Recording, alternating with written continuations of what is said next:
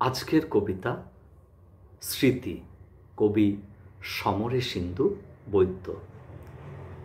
যখন ইতিহাস লেখা শুরুই হয়নি, যখন হোমোসেপিয়েন্স ঘুরে বেড়াতো, তখন থেকেই তোমাকে চিনি। প্রথমে তুমি আমাকে দেখেও দেখোনি। প্রত্নপ্রস্তর যুগে কি বিভৎস চেহারাই না ছিল। ছোট কালো দেহ, লম্বা চুলে ঢাকা, গুহাতেই কাটত বেশ। পাথরের অস্ত্র ধরে শিকারে যেতাম একা একা।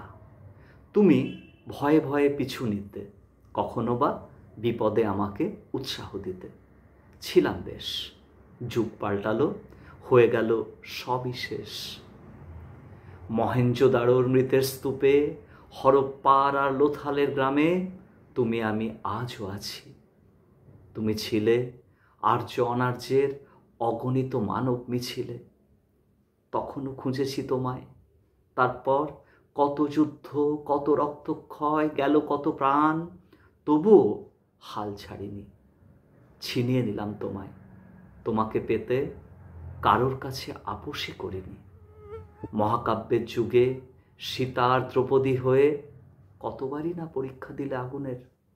আবার যুদ্ধ, আবার জিতেছি, হয়েছি রাজা, শাসন করেছি দেশ। গিয়েছে সময় কত, এখন অফুরন্ত সময়।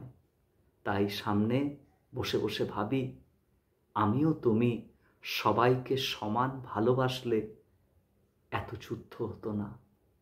আমাদের ভালোবাসায় তবে কি গলদ ছিল?